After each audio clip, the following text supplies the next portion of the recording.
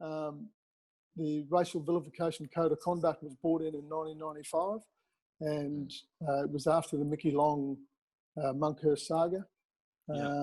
And also, you know, Nicky pulling his jumper up, Nicky Winmar, of course, pulling his jumper up. They were pivotal moments, I guess. And, you know, to be heavily part of the decision-making for the Code of Conduct, people aren't aware, Murph, I was actual spokesperson for the Indigenous players. I had a meeting with, at the time, Tony Peake, Curly Austin, Rod Austin, and Ian Collins. They flew me down from Brisbane because I'd been part of an article that was written where I mentioned that we were going to start naming players that were repeat offenders, and they weren't happy with it.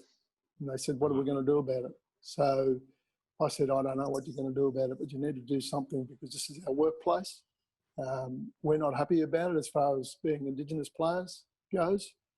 And then they said, well, what do we do? I said, I don't know. And then I said, quickly suggested, and this hasn't been on the record, Murph and Bon, and I'm not happy about it, but my suggestion at the time was get any nationality in here, any walk of life, and they'll feel the same way as we do, any ethnic background. And get Liberatore in here, get Jose Romero in here, ask them how they feel. And then 10 days later, we had a round table discussion, and to a person around the table, they felt exactly the same way as us, as Indigenous players. And that's how the Code of Conduct came about. It was about equality. It wasn't just for Indigenous players. And that gave the AFL the opportunity to be able to do that. That was the only reasoning.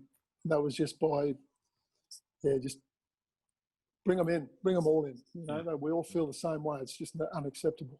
It's our workplace.